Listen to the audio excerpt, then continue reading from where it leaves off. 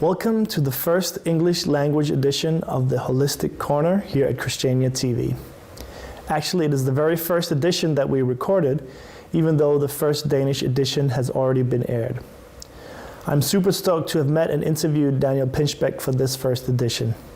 Actually, the opportunity to do so was the catalyst to get the show off the ground. Daniel Pinchbeck is a visionary writer and philosopher who recently published a book called How Soon Is Now. In this book, he outlines the immense ecological challenges we face, but he also presents a range of solutions that can counterbalance the problems leading to a potentially better situation and quality of life than we are experiencing at present. He argues that we must change the basic values and ideals of our civilization to be one of protecting and nurturing Mother Nature rather than just extracting resources for profit with destructive consequences. Rather than creating a sustainable civilization, he presents the vision of a regenerative culture where we leave the ecosystem of the earth in a better shape than we found it. For example, by planting more forest on land freed from agriculture for animal feed, by eating less meat. He also looks at energy, financial, and political alternatives to our current paradigms. All the knowledge and technology is at present available to create such a regenerative society. We just have to make the choices to implement these. But we don't have much time if we want to prevent disaster. Actually, we have to do it now. Thus the title, How Soon Is Now? The time is now. So on that note, welcome to the very first edition of the Holistic Corner and our interview with Daniel Pinchbeck. I'm very happy to welcome Daniel Pinchbeck, who is an American author and philosopher, visionary. No, thanks for having me, Adam. Yeah. Congratulations on hosting your first episode of your show. Thank you. Yeah, I'm very excited that you came here for the Psychedelic Symposium this weekend, and that you had time to come yesterday and give a talk here in Christiania, and that you're here today. Yeah, it's been exciting to visit Christiania after hearing about it for many years. It's much bigger and more happening here than I had anticipated, actually. It's pretty cool. Cool, yeah, awesome. Yeah, we're very proud of it. So, can you tell us a little bit about yourself? No. No? At least your work, then. Oh, all right. Well, originally I'm a journalist and a writer, and I grew up in New York City and was working for different magazines, I guess in the 80s and in the 90s, and then had a kind of spiritual crisis, existential emergency in my late 20s. Remembered my psychedelic experiences in college as very eye-opening, but kind of inconclusive. So because I was a journalist, I thought I could maybe use those tools to explore more in depth. So I started getting assignments to visit different indigenous cultures in Africa and the Amazon. And that led me to my first book, Breaking Open the Head. That came out in 2002. That was on psychedelic shamanism. And ultimately that book led me to kind of have a shift in my worldview from being a sort of narrow rationalist, scientific materialist, to having so many different psychic experiences and shamanic healing experiences that I just began to realize that there was maybe more going on than our culture usually talked about. And that ultimately led me to write a second book, 2012, The Return of Quetzalcoatl, which was about the prophecies of these sort of indigenous cultures, archaic cultures around the world. And that book then led me to write a third book, How Soon Is Now, which just came out this year, which essentially focuses on the ecological crisis as something like a rite of passage or initiation for humanity, much like a shamanic initiation, but on a collective scale, and then tries to lay out the types of changes we would have to make in our technical and social systems to deal with what we've kind of unleashed on the planet. And I've also done other things. I was featured in a film documentary, 2012 Time for Change. I hosted my own talk show on Gaia TV. I started a company, Volver.net, which is still going, that publishes a web magazine, Reality Sandwich, and has a retail and event space in New York, The Alchemist Kitchen. So I've worn a bunch of hats. Yeah. Great. So can you tell us a little bit more about how the shamanic journeys affected you in terms of the direction you've taken? Yeah, I mean, they definitely had incredibly profound impacts on my life. I mean, there's been so many, and it's been over such a long period of time that maybe it's hard to isolate just one or two. But one of the experiences that I write about is going to Gabon and going through a Bwiti initiation with Iboga, and during that experience, there was a long period where I felt I was being shown like sort of almost like images, like holographic reconstructions of my life up to that point, these sort of critical nexus points that had formed me as a person. But the underlying message was, even though you've been conditioned in these ways, ultimately you had the freedom and the free will to, change your programming and recreate, reinvent yourself. And so I guess that's one of many messages that has really stayed with me, that we have more freedom than we think, and more capacity to change ourselves and our conditions. Great. Yeah. So, because in your newest book that I just finished today, and was very actually excited about, I got goosebumps actually, because it sort of ends out on a very kind of optimistic note, though you're bringing attention to the ecological situation of the planet, which is not looking that great. But can you talk a little bit more about that, about how we move from this crisis and into a sort of optimistic view on it? Yeah, I mean, obviously it's a very turbulent, chaotic, paradoxical moment in human history, because in some ways we see all this incredible progress we've made, and our ability to communicate with everybody around the world instantly and travel around the world, and definitely many more people are living at a higher level of comfort and material abundance than ever before. But unfortunately, at the same time, and as like a corollary, we've been really having a negative impact on the biosphere, to the point where it's conceivable that if we don't change our direction, we'll either see like a real collapse of this current form of civilization and a huge loss of life, or we could even drive ourselves to extinction in a relatively short period, because we know from past epochs of climate change, like the Permian mass extinction, I think like 95% of all life on Earth went extinct in like a century or something. And so now we know how these things kind of happen. And one way that it happens is these feedback loops get engaged. So, forest fires are releasing carbon, which is adding to the burden of the atmosphere, and the forests are carbon sinks. So when they're not, there anymore, then, we have less oxygen and less carbon gets sequestered. And that's just one of many like feedback loops that are happening around the planet. And so we could have a rapid heating up. We've just discovered over the last decades, things like the huge deposits of frozen methane that are frozen in the Arctic or under the Siberian peat bogs. And those are like 30 times more potent. Methane is 30 times more potent as a heat trapping gas than CO2, but it only lasts in the atmosphere like 10 years. So if those thaw and all that methane erupts, you get like a sudden, warming that just lasts a short period, but that would be enough to cataclysmically change the whole system of what's happening on the planet. So, taking all those factors into account, we can see that we really have to act quickly and in a much larger and more coordinated fashion than we've done up to this point.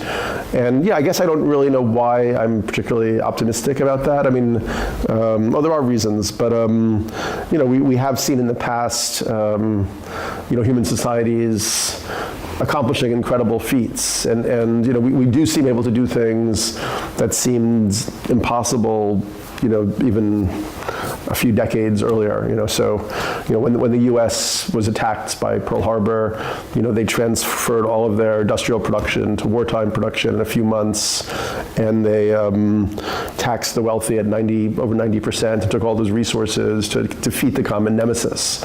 So it's possible for people to band together like that, to get inspired by a common mission. And that's what we would really need on a global scale. We have to kind of inspire our human family to say, like, okay, it's a 10 or 20 year period where we have to buckle down and make a lot of changes. But if we get through that, then we have to think about what the positive offering is. And for me, it would be like a world of, that is much more focused on ensuring healthy biodiversity, that reduces wealth inequality to a great extent, and where like our whole human family is really cared for properly along with the community of life. So that would be like the selling point. So I feel in a way we need like a global marketing campaign that's really pushing that idea out to the world and showing how people can do it. And even then, with social tools, you can even help people form these new community structures and new infrastructures for making these types of changes. And it could happen quickly once people turn their focus in this direction. Yeah, definitely. Because you also say that it can seem like, in a way, utopian, like many of the suggestions you come with in the light of the mainstream capitalist culture and how embedded it is. Well, and the mainstream capitalist culture is a type of utopia. I mean, Oscar Wilde talks about how human history is the progressive realization of utopias. It just happens to be a utopia that's totally out of balance with the ecosystems of the planet. Yeah, and that. I mean, for me personally, right here, Christiania has always been a sort of a portal or an example that another world is possible. So that's why I'm really happy that you're here today in Christiania, because I feel that is connected. Like your vision of another society based less on the capitalist vision, but like how do you feel that we can learn from a lot of these indigenous cultures that you studied in your shamanic sort of research? Well, I mean, first of all, I don't think it's like a matter of like romanticizing or hero worshiping indigenous cultures. Like, some of them, I think were very advanced in certain respects, but, they're also just humans. They have their own issues. But yeah, I mean, there's their value system and their practices of ecological stewardship, and in some cases their actual techniques for dealing with the earth are turning out to be highly relevant for the future and have been undervalued like up to this point. So an example is like we've learned that the tribes in the Amazon weren't just like living in the Amazon, they were actually like sort of gardening or taking care of their environment, and one way they did that was through a mechanism called terra preta, where they would kind of burn organic mass like very, very slowly, which would end up creating a really carbon-rich tilth, which would then be used to fertilize the soil more. So it would enhance the quality of the soil. And now that's being kind of turned into an industrial process called biochar, where you are able to create energy by slow burning organic matter, and instead of just releasing all the carbon in the atmosphere, it's kind of captured because you're doing it in this slow burning like gasifier way, and then you can use that to enhance the fertility of soil. Because one of the big environmental problems we're facing is depletion of topsoil, to the point where the UN even says in 60 years we won't be able to farm anymore because we'll have depleted the planet's soil so much. So there's a lot that we can learn from how indigenous people maintain their ecosystems, and then we can take some of those ideas and maybe scale them in this way. I mean, another area that I explored in the book that I find fascinating is an idea from an anthropologist, Pierre Klaus. She wrote a book called Society Against the State, and he was also studying Amazonian societies, and he really found that they didn't have like hierarchical or centralized power structures. There were chiefs, but the chief actually was serving a very certain function. Like they were like the storyteller and the mediator. If they tried to order people to war, they would just be laughed at or something. So he says that actually they were societies that didn't have like that type of centralized or hierarchical power. And I think that we could learn from how they organize their power relationships and find ways, maybe even using social technologies to scale that up to larger scales. Yeah. that's interesting. In terms of the social technology, you say you talk about how the internet and, for example, blockchain could create a whole new form of decision making and direct democracy. Can you talk a bit about that? Yeah, I mean, we have to be careful with the promise of the internet, because remember how the internet back in '98 was going to be this huge, liberating, amazing thing for humanity, and it ended up being very liberating for those people who managed to make billions off of it, but maybe now has ended up, showing its shadow side to us in various ways. The way these private companies like Facebook and Google are able to, collect our data and data mine us and sell us, kind of sell our profiles to corporations and so on. I have to admit that there is that possibility that this next iteration of internet technology could go in that direction. But I think it's good to be aware that that's in play.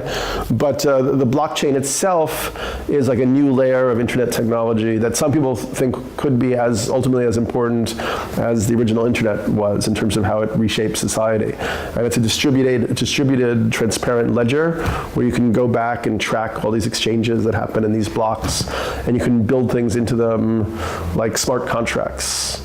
So one idea is that it could disintermediate, like you could have, sort of distributed organizations or companies where people have all agreed to the rules of the smart contracts, so then you don't really need lawyers or financial systems to enforce those rules. They're built in kind of mathematically. And so it could allow for a lot of innovation in how organizations function, how governments function, how value exchanges take place. And in theory, those could be, that the potential in blockchain could be used very much for the good. I don't think we've really seen that yet. I mean, we have like Bitcoin. Bitcoin is built on the blockchain, but it doesn't have any new ethics or ecological values built into it. However, even so, it's quite interesting in that it's showing us kind of the arbitrary nature of fiat currencies, and that we could just as well believe and have faith in a currency that's based on mathematical algorithms and a system that's designed in a totally coherent and transparent way. Anybody can go and read the original paper on blockchain and understand what blockchain is if they put the time into it, and that there's only ever going to be a certain number of them and so on. So I think there's a lot of potential there. It'll just be very interesting to see if it's who managed to assimilate it. Yeah, because you say, I mean,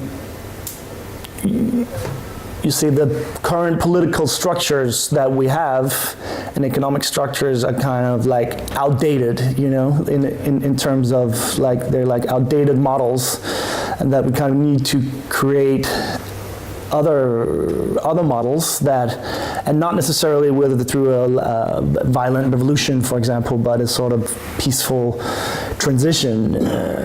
So, for example, personally, like looking at the ecological situation, in a way, it's kind of a fantasy joke, but it kind of, like it seems like the fastest way would be to some kind of global legal interference to protect the earth, like organic laws and like curbing meat eating and so on. But like that would be difficult with so many different countries, So like we kind of need to have a global sort of society potentially through the internet. But get back to agriculture and, for example, meat eating. What are your views on that in terms of like the ecological situation? I'm still kind of like thinking about what you were just saying. I'm fascinated by the fact that you have so many people connected on social platforms. Like Facebook has like 2 billion people using it a day now, and it's just a 13-year-old company, started by kids in their in their early 20s. Maybe it's 14 years now. But the types of the types of large-scale changes in behavior that we would need to make, could in theory be kind of like disseminated through these kind of networks, whether it's Facebook itself or the next thing that comes along, you know. And yeah, I mean, you know, definitely meat eating is one of the negative impacts on the ecological health of the planet. You know, both because factory farming is really terrible and creates methane and antibiotics and, you know, the fuel to transport the meat around. And, you know, animals require a huge amount more resources of, you know, land and water and so on than vegetable matter. And also animal grazing land, like 30% of the Earth's surface apparently is animal grazing land. So if we, you know, reduce the amount of meat people were consuming, then that area could be returned to forest, which would make it into, you know, carbon sinks. So, you know, but the issue is that, you know, people are very addicted to meat eating, and not only are we in the West very addicted to it, but we've passed that addiction on as developing countries, you know, reach a certain threshold, then everybody wants to eat meat. You know, that's what we're seeing in China and so on. So it's you know, it's a difficult and intricate problem to figure out how we would, you know, change cultural values and ideas around that. And once again, I just think it would probably take a repetitive, you know, media marketing campaign using, you know, public artists that people respect, and being like, hey, like, we all have to do this together for the sake of the future. You know, we're, you know, if you really can't stand not eating meat, you know, eat it once a week, you know, and otherwise, you know, if you can give it up for the future of your children and their children and other children, then great, you know, great opportunity to do that, you know. You know, and unfortunately, I think, you know, in the short term, we'd have to, that's the kind of bargain we'd have to offer in different ways too. Like people just taking all of these trips for the sake of taking trips on planes. I mean, you know, every time you fly a long distance in an airplane, it's like 2.5 tons of CO2, you know, that are emitted and so on. So, yeah, these are big issues, you know. Yeah. And nobody wants to talk about it. That's why nobody wants to really focus on climate change, because they know intrinsically that to focus on it would actually mean they would have to address aspects of their own lifestyle that we all deeply enjoy, you know, and so that makes it difficult. Yeah, because it seems that, like, politicians, they still are living in this sort of growth paradigm, you know, that our economies have to grow, you know, we have to make more money so we can consume more, but this intrinsically is sort of completely against the ecological balance, you know, so like nobody wants to go out there and say we have to have degrowth, you know, we actually have to sort of downscale our standard of living in the rich Western countries, for example, you know, but this would actually have to be the case to sort of create what you call not just a sustainable but regenerative sort of culture or civilization, where that's focused on regenerating the harm we've done to nature, right? And I think it's not conceivable. I mean, I guess, like, you know, and this is where I'm probably off the charts and being kind of eccentric, but, like, you know, I think, like, what we saw in the 60s, one thing we saw in the 60s was kind of like the, you know, human beings' natural vitalizing impulses kind of like surfacing again. And in a way, the corporate culture in the 70s took those vitalizing impulses and kind of distorted and channeled them into like a construct, you know, that we could call like sex, drugs, and rock and roll. You know, so like, you know, sort of hedonistic, empty sex, drugs of abuse, you know, from, you know, cocaine to, you know, overuse of pot and MDMA and all these things, heroin, you know, and then, you know, commercialized spectacle music, you know, in stadium concerts, and, you know, driving that natural, you know, kind of instinct for ecstatic experience, you know, into these very commercialized channels, right? So, I mean, I think if we're going to deal with the ecological crisis in a strange way, we have to figure out how we kind of rechannel those natural vitalizing impulses. And so, for instance, like, I think, you know, well, I mean, music, there's obviously the transformational festival culture, but there's also other forms of music, live music, devotional music, like, you know, ways that people can be more embodied and have ecstatic experience in that sense. And I think that instead of the sort of complex of drugs, this idea of like self-inquiry, self-exploration, you know, potentially the psychedelics becoming more important again as people, you know, explore the depths of their own being, and there's so much to discover there through substances like ayahuasca or psilocybin or whatever. And then, another area that I think about in the book would be, is there another stage in the sexual revolution of the 60s, that, might have a impact on the future. And we didn't even really talk about it in the talk last night. I mentioned it just briefly, but I visited this community in Portugal called Tamara a number of times, which is a kind of idiosyncratic utopian effort that reminds me of Christiania in some ways. But it was started by these German radicals from the 60s and 70s who began to inquire into why these sort of utopian dreams of the 60s weren't panning out. And they began to realize that it had to do with what they called eros, like love and sexuality, that led to jealousy, envy, possessiveness, and so on.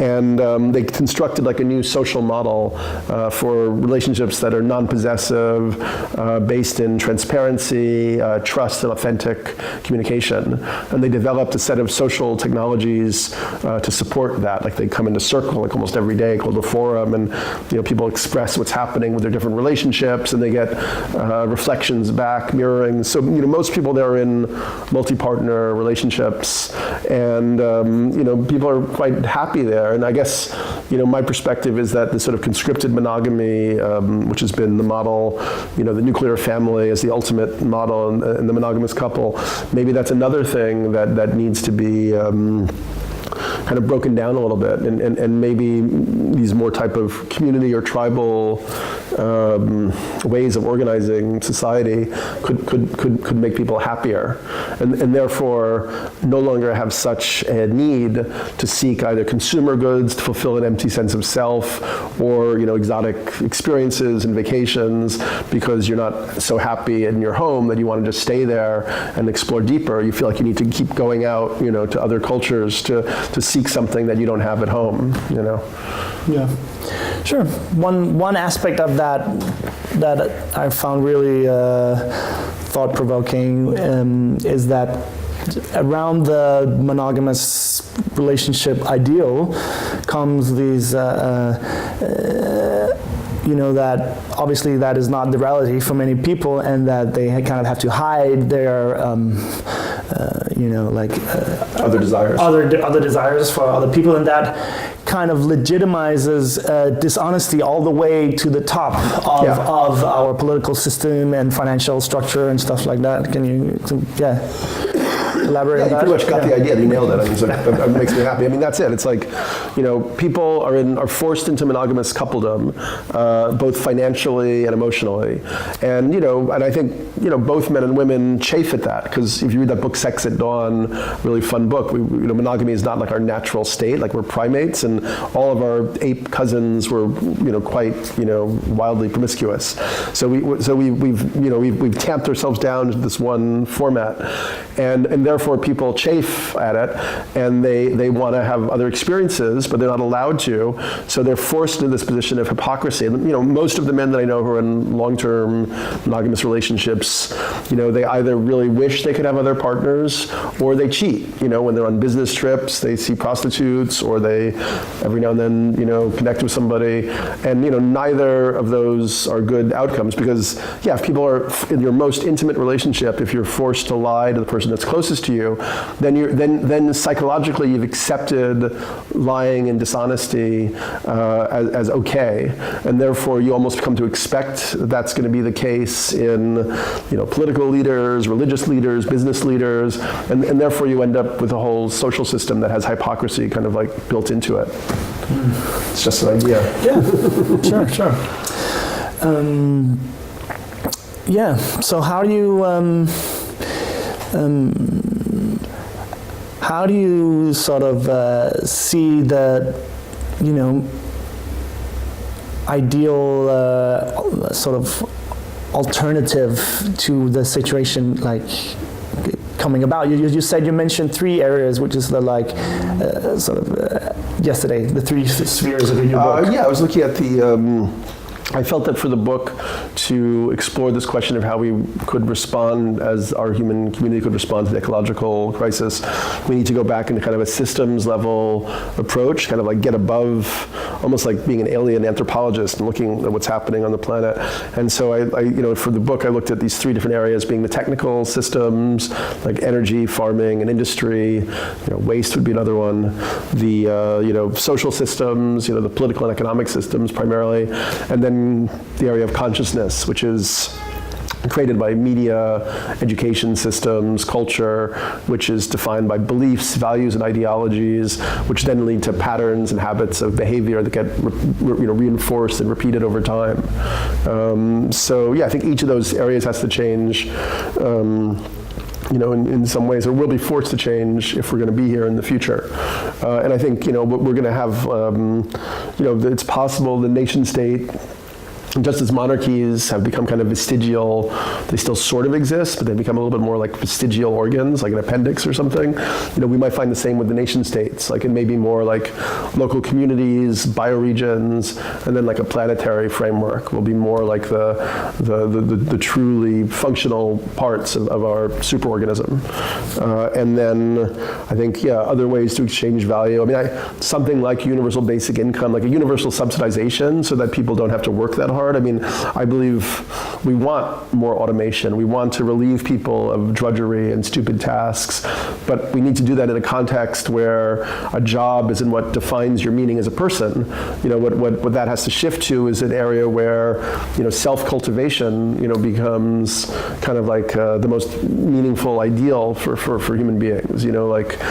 Yoga, self-inquiry, cultural expression, creativity, and that's what we see at these transformational festivals like Burning Man. Like people, after a couple of days, are like, oh, like I feel finally at home because what this is about is who the hell am I as a person? I don't even know. Like, let's explore what interests me, what creatively turns me on outside of a system of money exchange and work and so on.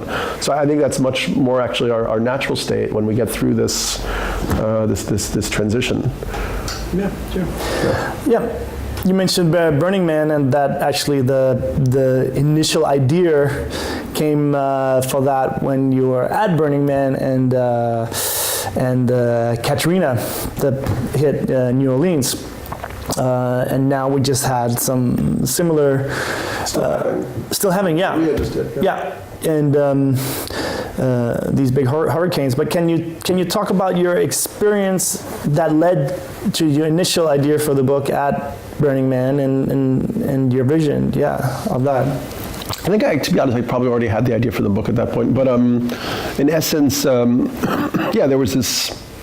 I guess the Chinese talk about how crisis is opportunity.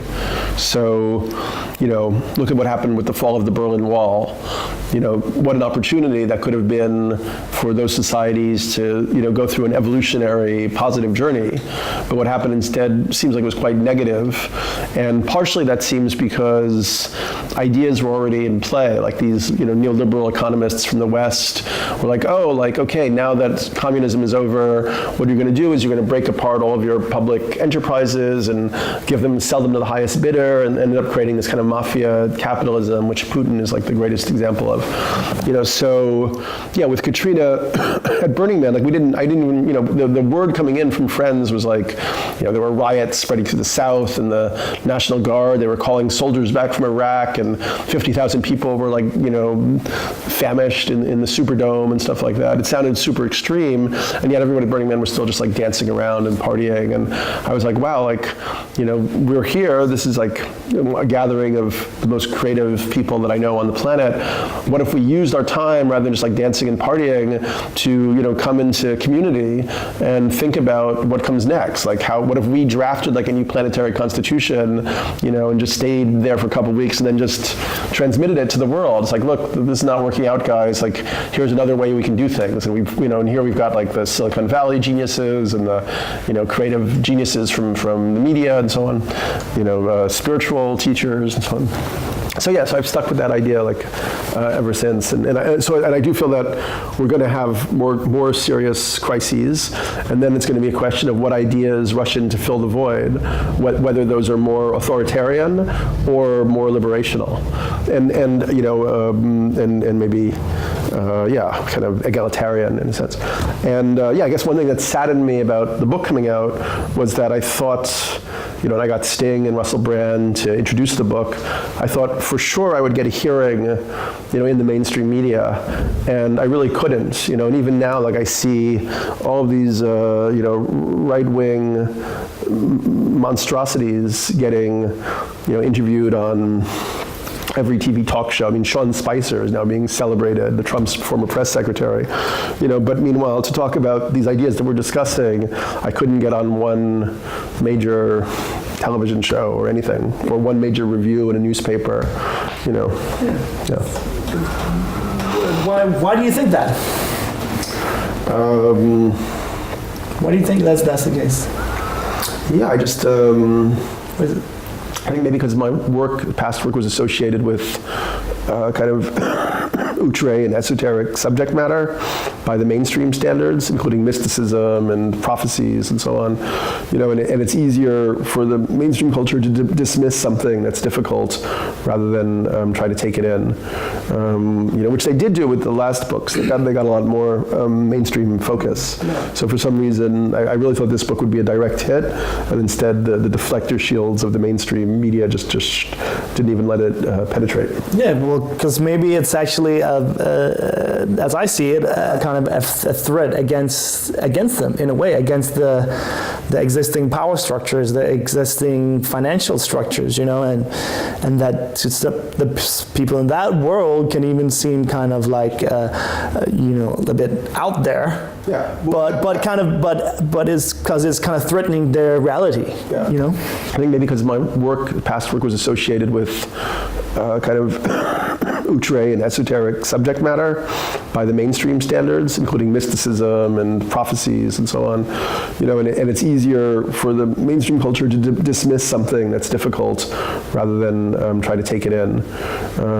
Which they did do with the last books. They got a lot more mainstream focus. Yeah. So for some reason, I really thought this book would be a direct hit, and instead the deflector shields of the mainstream media just didn't even let it penetrate. Yeah, well, because maybe it's actually, as I see it, kind of a threat. The ideas in them are kind of a threat against them in a way, against the existing power structures, the existing financial structures, and that the people in that world can even seem kind of like, a bit out there. Yeah, but it's because it's kind of threatening their reality. Yeah.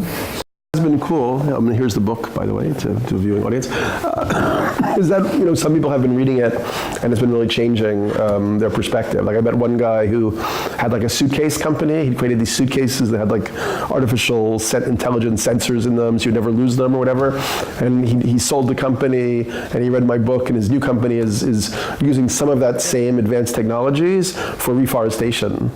Because a lot of now because of the COP21, there's money for reforestation in the global south, but it's often being done in a very crude way, just like, we'll just plant a bunch of trees. But this whole thing is to use like sophisticated measuring to kind of really figure out all the web of species that you have to reinstate in order to have a healthy forest ecosystem. So I loved maybe that's all the book was meant to do. Maybe it has 3 hits like that, and that it did its job. Yeah. Yeah. I definitely felt it's the best attempt at giving some solutions that I'm aware of to the systemic crisis. Like we have guys like people like Naomi Klein, Chomsky, seeing the problems, criticizing the capitalist system and how that all created the climate problems that we are facing, but not really proposing what we do about it. All like very on a concrete level, on a very basic level. And here you presented some things that are very concrete, even in areas that I was not really very knowledgeable of, like for example the financial system, the monetary system, how technology can work with direct democracy and blockchains and all that. But what I'm fascinated about is you said, your perspective on how mysticism and science is not a contradiction. That in a way we need a bit more mystical, spiritual worldview to sort of implement these ideas. I mean, how do you see that unfolding in it? Like that we need, it's a kind of, in a way, a spiritual awakening or something. Yeah, that's a great question. I mean, so definitely, like, the sort of Judeo-Christian monotheism, I think, created a separation between man and nature. Nature was seen as like a fallen world, and being born in a human body is a guilty thing. There's original guilt from, original shame from what Adam and Eve did in the Garden of Eden, and that led to the birth of science and technology, and Newton and Darwin, and that led to this idea that we don't really need this God anymore. It just turns out that we're living in a godless, cause and effect, mechanistic universe. And so that became the prevailing worldview, in a sense, in the secular world. With many people still believing in religion, some people kind of in this gray area between maybe having an atavistic belief in Christianity, but also being persuaded by this mechanistic worldview. And I believe that those are very anti-ecological perspectives. And that really, like when I analyzed myself back in my 20s, when I started to write about ecological subjects, and I was like, none of my friends can really think about the future of the planet because we don't really believe that the future is important, because when we die, that's it. We're just everything is exterminated. So in a way, nothing exists and nothing matters. And I do believe that is something that you can refute on an ontological level through a spiritual quest. That is both an intellectual and a personal journey, if you're willing to go as deep as you need to go. And then you do learn that there's a lot of interesting evidence. Like there's a book called Where Biology and Reincarnation Intersect, where this guy I think his name is Ian Stevenson, who spent like 30 years tracking down spontaneous past life recall memories in children around the world, and found that you could even take those children and go back to where they said they'd had this past life and so on. And then there's, I think a lot of evidence from different fields that consciousness is not just epiphenomenon of brain function, that maybe consciousness is an underlying, the causal underlying reality, and we're kind of like expressions, creative expressions of that consciousness, which is very much what Eastern mysticism talks about, and a lot of the quantum physicists ended up realizing that what they were discovering was almost identical to the ideas of Eastern mysticism, like if you read the Tao of Physics or something. And that's just been more and more substantiated. There are biologists exploring it, like Biocentrism by this guy, I think it's Robert Lanza, is a very interesting book. And to the point now where you can really put this puzzle together, and you can say that we can move beyond the scientific materialist worldview while maintaining within science. And then there are fascinating thinkers like Rupert Sheldrake, whose work I think is going to be very important for the future, and his way of understanding psychic phenomena and how that might be legitimized and explored and so on. So yeah, I think that gives us a different grounding, and then allows us to be kind of in a way resituated, recentered, so that we then see that part of our spiritual obligation is to take care of the earth, which is what indigenous cultures tell us is the reality. But I think having these new tools to sort of pass through the sort of nihilistic cul-de-sac is important. Yeah. So even though you just mentioned that the Judeo-Christian tradition created the separation, you are giving our new Pope showing how he's giving us hope. You have some hope in the Pope in terms of his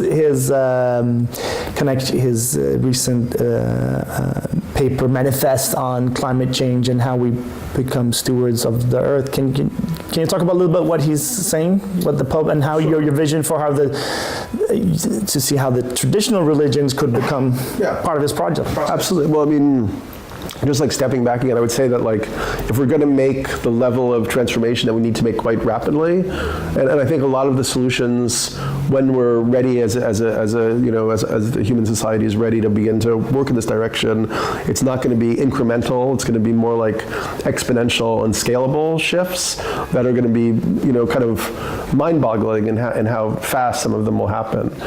Like the shifts in how we make decisions together, how we exchange value.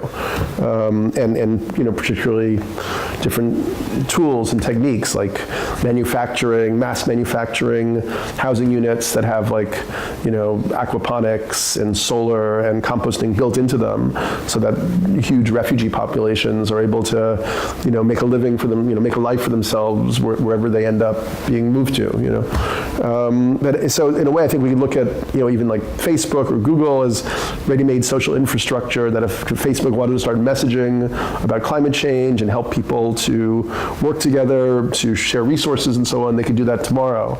And similarly, something like the Catholic Church is like a giant piece of ready-made social infrastructure that 1 billion people or more subscribe to. And now Pope Francis has done us this incredible gift where he's gone through all of the Catholic doctrine of the past, and he's linked up all the pieces that support an ecological stewardship framework. And he's put them in this very beautiful encyclical called Care for Our Common Home, which is now a new piece of Catholic doctrine for the future. So based on that, you could, for instance, make a proposal, why don't we start teaching permaculture principles in Sunday schools? Or after the Sunday sermon, why don't people then, do bioremediation together and learn from expert foresters on how to take care of their local forests or wetlands or whatever. So it allows for, something that seemed maybe totally implausible a few years ago could now become something actionable. And I think it's those types of, like, we have to get out of some of the dichotomous thinking that maybe even people on the left often get trapped into. Even the idea that, the church is bad or corporations are bad, like that's not really going to serve you in an emergency when like the oxygen is running out and the species around the planet are dying. Like now we have to think about what do we do with these social infrastructures? How do we redirect them? Yeah, how's that they can become part of the solution. Yeah, but how do you how do you see that happening? How do we, like as a guy was saying yesterday, we already have the corporations trying to at least seem socially and environmentally responsible, but how would we try to convince them, the corporations, to actually be that genuinely? Yeah, well, I mean, there is definitely a movement in that direction, but I think ultimately there's a systemic issue which I discussed yesterday. There's like a systemic design flaw in the financial system which makes it destructive to the Earth's ecology, which is that corporations are on the one hand extremely powerful social technologies, but they're like artificial life forms that are given one directive, that they have to maximize financial value to win the game of the stock market. So then they just set out to do that because that's the programming that we've given them. So ultimately, I think there is going to have to be somehow an awareness that we need to redesign the operating system of the financial system so that corporations have to, or whatever, replace them or supersede them, take care of biodiversity, support the diversity of local cultures and so on.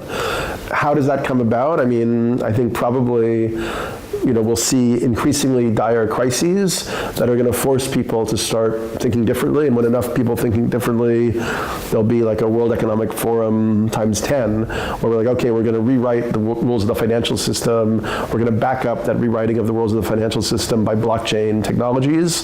Those companies that aren't willing to ascribe to this new way of doing, we're going to somehow mobilize against them on a global scale. Right. And I mean, the way I look at it, see it, I mean, the change really must come through a sort of mental change in the broad public, that sort of basic change of values where we won't support the companies and corporations that have these old destructive values. Yeah, and as I discussed yesterday, the dynamics of change are complex and mysterious.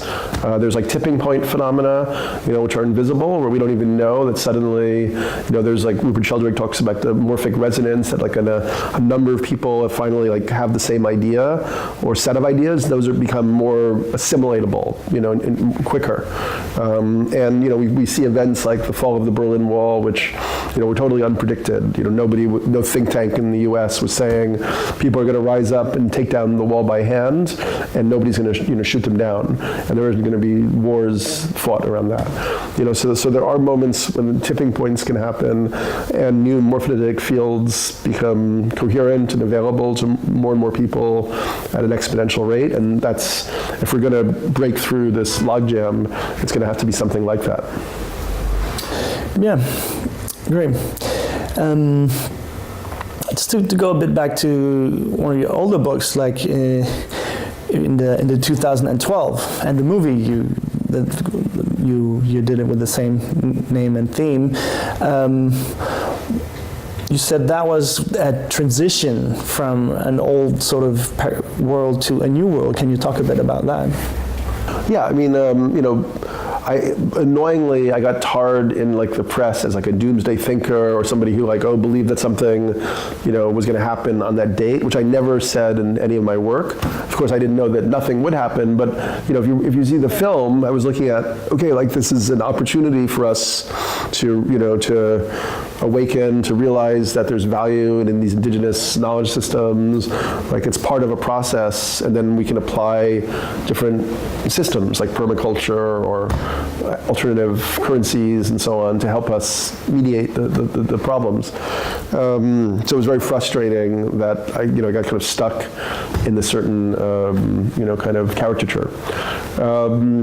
What I've now been hearing from more and more of the indigenous people that I speak with, who are kind of like the wisdom keepers from their traditions, is that they understand 2012 to 2021 as being a transition from, one world to the next world, from the age of the fifth sun, as Aztecs talk about it's the age of the sixth sun. And the Mayan Guatemalan daykeeper that I spoke to recently was very, very positive about this. He said that we're going back into kind of more harmonic relationship, like a different relationship to time, peaceful time. And he said, 3 years is his timetable for that. He said we'll see a lot of uprising of indigenous people around the world, and more people joining with them, as we saw in Standing Rock. The Nahuatl shaman and writer Sergio Magana writes a lot about this stuff, and he talks about the age of the fifth sun being a son of light, and the sixth sun being a son of darkness, which I know at first sounds threatening, but for him the polarity is between the focus on rationality, waking consciousness, which we've seen in this period, and then a shift to the sort of the focus being more like the psyche, the dream world, like reality becoming more and more like a lucid dream, like our psychic capacities being enhanced. And I do feel that there's some truth to that the world that we're in is becoming a little bit more dreamlike, and I feel that even the surreal aspect of Trump's election and so on kind of are a hint that that's the case. It's like reality is becoming subtly more psychically malleable or permeable, and more and more people are turning on to phenomena like synchronicities, like Mark Twain in the turn of the 20th century would note down in his notebook really bizarre synchronicities that happened to him, but he didn't really talk about it with people because nobody understood it back then. Then Carl Jung, wrote an essay about synchronicities. F. David Pete, the physicist, wrote a book called Synchronicities, the Bridge Between Mind and Matter. Then Sting made the song Synchronicity. So it's like that idea has become more and more part of our collective consciousness, and people are more and more aware that there's an element to reality which is somehow psychically driven somehow, and these bizarre correspondences happen. I think you had one actually involved with reading my book, as I remember, the 2012 book. Weren't you telling me some crazy story? Oh, yeah. You don't have to go into it if you want, but I mean, it's very common that like, people are becoming more aware that there's this other level of information that's revealed to them through, synchronicities and so on. So yeah, so I find that a really fascinating, idea, and I hope it's the case. In a way, our internal world and the external world is well, that I know to be the case. Yeah, it's but I mean, connected. that in 3 years we'll see like a deeper transition, and maybe things that seem, out of the question and impossible now will just happen. Like a peaceful world. Yeah. So your book also talks about the situation being an sort of initiation, from personal initiation, but how do you envision that actually practically happening, like on a individual level, what kind of initiation would you suggest for people? Like, does it have to be with psychedelics, or could it be without? Or I mean, what's your thoughts on this kind of thing? Well, I think that many people do go through their own journey of initiation, and it's become more and more common for people to seek that out in the West since the 60s. And I guess what I'm arguing is that it got a little trapped. Like people like the New Age spiritual culture, the sort of neo-Eastern spiritual worldview of like Deepak Chopra and so on, or the law, the power, what's it called, the laws of attraction, the secret of, what's it called, these different ways, the secret. These things took these sort of ideas of spiritual or consciousness development or psychic development, but they applied them to the individual just having more success, or like the secret is that you can get a better car or like a trophy wife or something. That's all nonsense, but I think that the idea would be that, that initiation, that awakening now needs to be channeled in this other direction of like, once you've recognized that, there's a sort of intrinsic interconnection between, each of us and all beings and being itself, then how do we use our talents and our creativity to kind of, bring the world that we would like to see into manifestation? And that's different for each person. I don't try to be prescriptive about that. Yeah.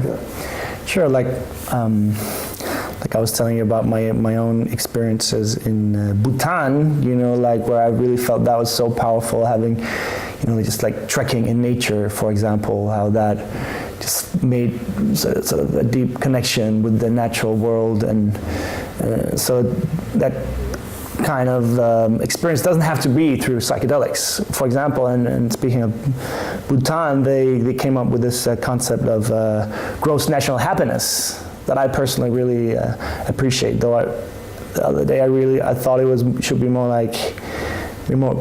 gross national quality of life, because just doesn't necessarily it means everybody's happy there, but they in a sense have a good quality of life. But can you talk about, like you mentioned yesterday at the talk, how gross national product really is a strange idea internally? Well, yeah, I mean, gross domestic product is a really terrible indicator of progress, because it just measures the amount of financial transactions, and more financial transactions isn't really doing good for anybody. So, for instance, somebody who's like a corporate lawyer who then gets cancer and has a messy divorce, they're really adding a lot to the GNP or the GDP. All these exchanges are happening, thousands of dollars to lawyers, thousands of dollars to cancer doctors, but their lives are probably miserable, So yeah, I mean, what you're talking about, obviously we need, new measures for what actually is more like qualitative progress for people. And yeah, I mean, what you said before about psychedelics, I mean, everybody has a different path. I don't really even try to advocate for the psychedelic experience, although for me they were very meaningful. However, I do feel in many cases they're a very quick means for people to maybe snap out of the kind of trance of modern life, and kind of see things in a different way, maybe have a more phenomenological perspective on what's happening, which then allows them to rebuild. And I have seen like many even quite wealthy people be affected by, for instance, ayahuasca, to the point where they like change how they're using their capital and so on, and try to do things in a more regenerative or sustainable way. More than I've seen with anything else that could work that fast. Yeah. So in a way, you see that the current, for example, wave of ayahuasca knowledge and use could be helpful in transitioning to a sort of more organically sane world. Or what's your thought on that? How do you see that as a necessary catalyst? Is that a catalyst? What do you? Yeah? Yeah, I mean, I think definitely ayahuasca has tremendously beneficial impact on many people. And we're also at a time where many people are concerned about how it's just spreading around the world in a very haphazard way, and for many shamans, it's people are concerned about their motivations and so on. So it is a complicated period, and but at base level, I think, or in sum total, it's really great that many people are having those experiences. And like anything, if you want to have that experience, you have to use discernment and, track, do your diligence and make sure the person you're doing it with is safe and the setting is something to be trusted and so on. Yeah. In the end of your book, you have some, you say you're not really prescriptive, but you say there are some things we can do, like what are some of these, you say, on a very concrete level, like in term, to sort of counteract the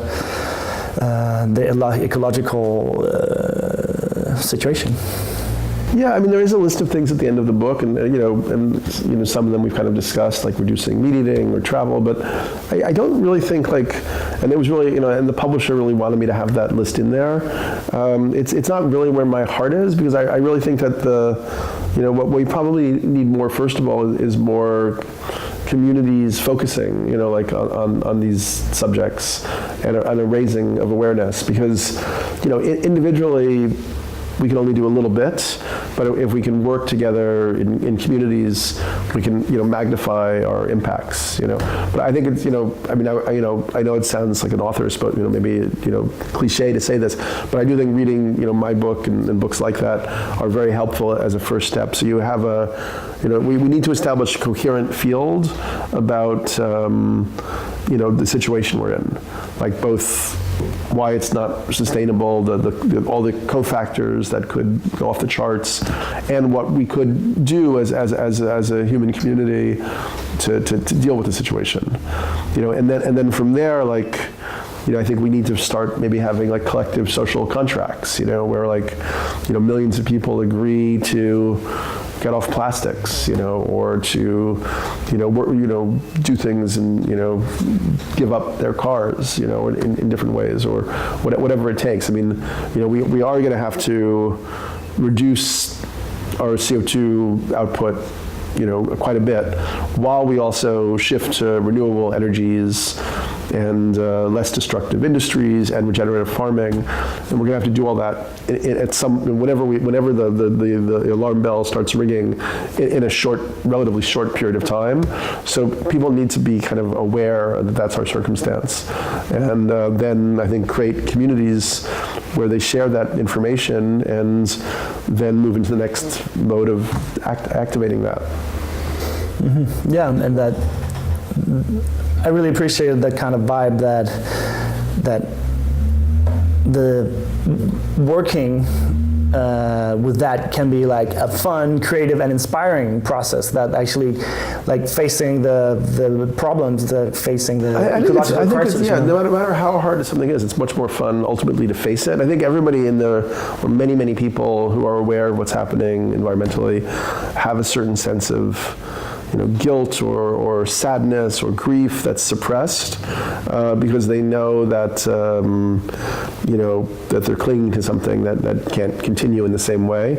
And I think people will find a much deeper level of happiness if they actually just say, okay, like this is our existential condition, Maybe we're not going to be here in 20 years or 50 years or 100 years. I have no control over that, but I can use my creativity and my capacity and my network of communities to try to make this change with my peers. So thank you very much for cool, man. Thanks for having me. Yeah. Happy to be your first guest on Holistic Corner. Yeah, you're welcome. So thank you very much, and we are very happy that you came, and really people enjoyed your talk yesterday, and hopefully they'll tune in here to Christiania TV. Awesome. And please check out the book. I finished it just today, and it made me really happy and inspired, and it was awesome to be able to talk to you that very same day. Awesome. So, cool. Thanks a lot. Cool. Daniel and I had several discussions leading up to the interview, and afterwards he asked me why I hadn't touched on the subject of spirituality and ecology, which I had mentioned in our discussions. As we mentioned, Pope Francis has addressed the ecological issues facing humanity in his encyclical on the environment. This is a very welcome statement, as some critics have claimed that the biblical view of human beings being on the top of a food chain that was created for our sustenance and pleasure has actually led to the catastrophic ecocide that we are experiencing. Many other secular and religious leaders of all backgrounds and faiths have brought attention to these issues and are taking action within their communities. I would like to draw attention to some of the other spiritual traditions where we can find incentive to honor and protect the environment. First of all, the Tao Te Ching is, in my view, the original eco-spiritual manifest. If we as humans want to live in harmony, we have to be in tune with nature and interfere as little as possible. In a sense, an early leave no trace philosophy. The Buddha taught that all life is interconnected and the law of karma. So logically, if we harm any part of the ecosystem, we are actually harming ourselves. The renowned Buddhist monk Thich Nhat Hanh, already in 1970, arranged a meeting with scientists to issue a warning about the damage being done to Earth's ecology and what could be done to avert it. The Dalai Lama has long spoken on the need for us to take care of the environment. He very practically and simply recommends turning off the light when we leave a room, for example. The young Tibetan Buddhist leader Karmapa Orgen Jinle Dorje in 2009 created a list of 108 things you can do to help the environment. Very practical and down-to-earth guidelines. Some of them are: read, discuss, and develop an understanding of environmental issues and how they affect you and your community. Go vegetarian, live simply, educate people on environmental values. Don't litter, use less paper, use less plastic. Turn the switch off, plant trees. The Buddhist kingdom of Bhutan has some of the most progressive conservation policies. 60% of the country must be forest, but in reality it's 72%. And they committed to becoming the first organic country in the world. It's already the only CO2 negative country in the world, meaning it absorbs CO2 instead of emitting. In Bolivia, they passed a law protecting the rights of Mother Nature. Here in Christiania, the whole area is car-free, with bicycles being the main means of transport. So obviously she is leading the way globally for an urban area to emit less air pollution and CO2. Personally, I believe that for a true transformation of our civilization to take place, the change must come from within the individual. We must start valuing a simple life with less consumption, where spiritual values are more in the forefront, and we realize that happiness and fulfillment do not necessarily come from material gain. The philosophy of Buddhism, simply put, explains how having less desire will lead to more satisfaction. Isn't satisfaction what we all want? Seeing the interconnectedness of all life will lead us to value the natural world to the extent we are willing to sacrifice some of our material desires in a gesture of love and respect. Taking time off to be in nature by ourselves will lead to a deep sense of unity with nature and is actually one of the best healing techniques for ourselves and the planet. So get out there and reconnect to regenerate. Meditate to elevate.